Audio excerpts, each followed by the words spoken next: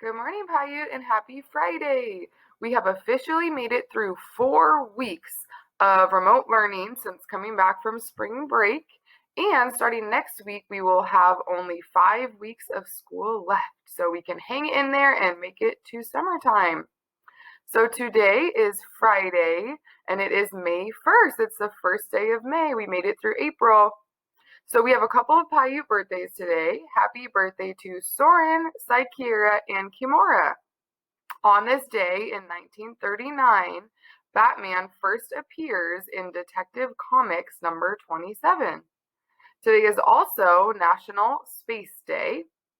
And the quote of the day is from Judy Garland, who said, "Always be a first-rate version of yourself instead of a second-rate version of somebody else." So we all have responsibilities in our everyday lives, but have you ever thought about what your responsibilities are when you're using social media? Today we will cover what a digital footprint is, what kind of digital footprint you're leaving in the social media world. Keep in mind that the lasting effect of using social media responsibly includes feeling stress-free. Why do you think that's the case? Let's find out.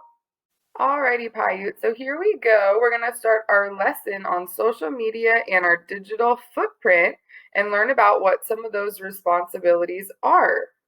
And the main kind of point, as you can see on the right-hand side, is to share carefully. So that is the main takeaway that we want to have. So one essential question is, how does using social media affect our digital footprint?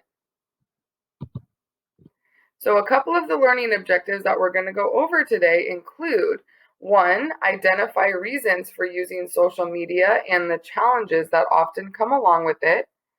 2, reflect on what responsibilities they have related to digital footprints, both on your own and with others when using social media.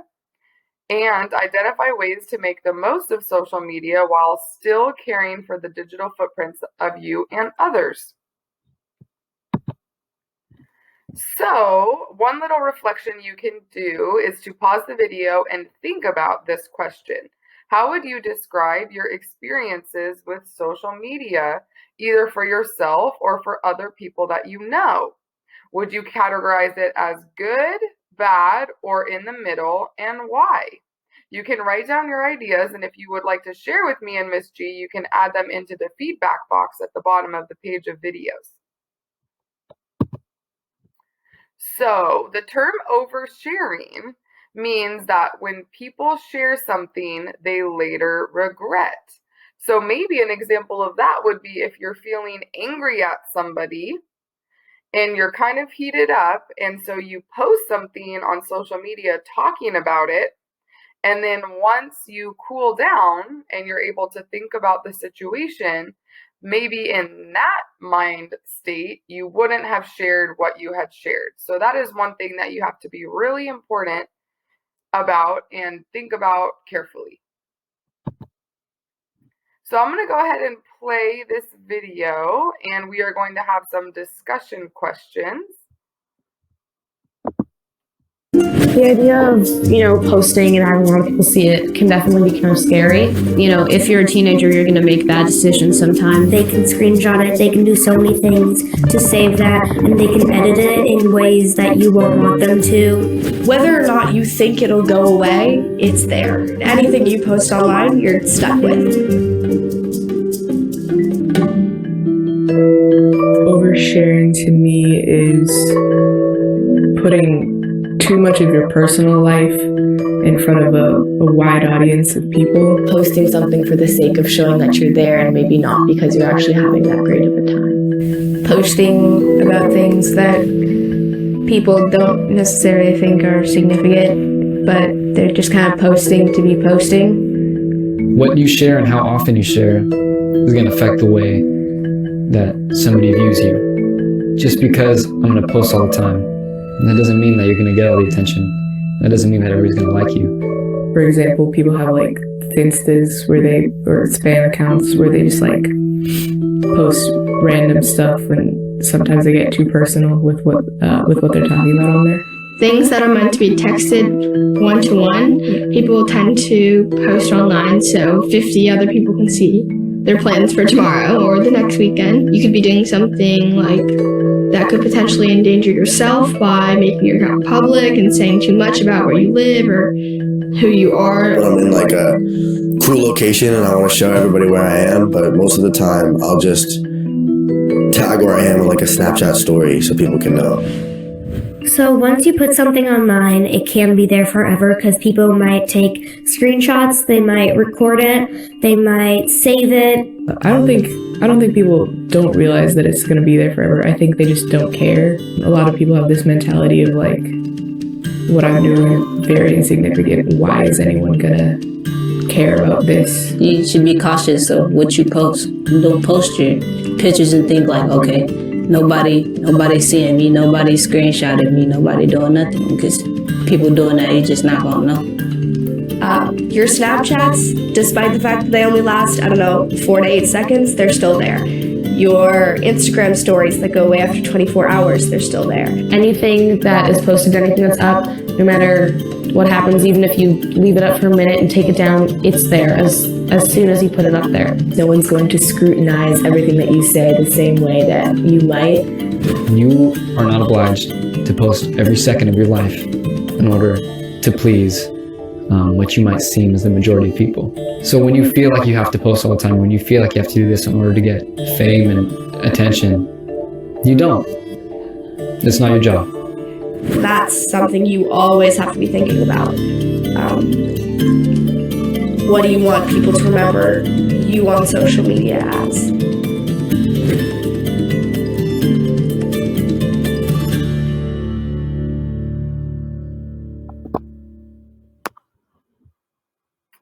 Alrighty, so with that video, I want us to think about what viewpoint in the video do you agree with and why?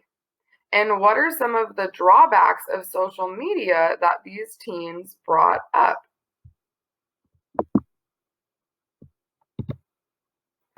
Alrighty, so here is a little bit of a kind of funny little chart, but it just is mainly giving you, something to think about in terms of really doing some evaluation of should I post this or not.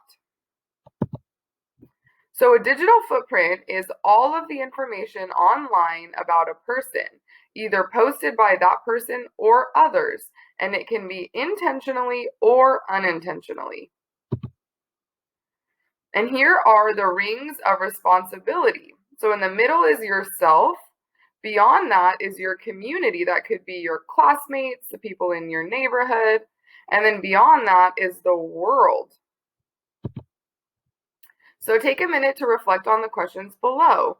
What responsibilities do you have to yourself when you use social media? How can you be responsible for your own digital footprint? And then also, what responsibilities do you have to others when using social media? How can you be responsible for other people's digital footprints? So write down one example you would like to use in your own life around being responsible for your digital footprint or the footprints of others. This is one thing that me and Miss G would love to hear about, so if you could send it to us in the feedback box, we can hopefully post some of the great ideas that you have. So lastly, we define who we are. That's going to be the kind of takeaway quote. And one last thing that I want to go over is an example of a worksheet that you can complete by yourself or with your family on this topic. So I'm going to link it right below the video on the website, and it's called Digital Footprint and Identity. And so it's important to be aware of the impression we make online, both as kids and adults. Evaluate your own digital footprint and decide, what impression do you think you make? Get one or more family members together to help and read the setup before doing the activity together. So it gives you a few questions. I'm just going to read a few, and if you want to go through the rest, that would be awesome. You can look at the worksheet. So you're going to read aloud the questions and then answer them as honestly as possible. So some of them include, do I share pictures of other people without permission? Do I make jokes in text posts or comments that are misunderstood? Do I make negative comments about people anywhere online? And then a few other questions that you can discuss with your family. Alrighty, Piute, that's it for the lesson today. I hope you learned something new. And if you have any questions or have anything you want to share, please don't hesitate to reach out to me or Miss G and leave some feedback in our feedback box. Enjoy your weekend.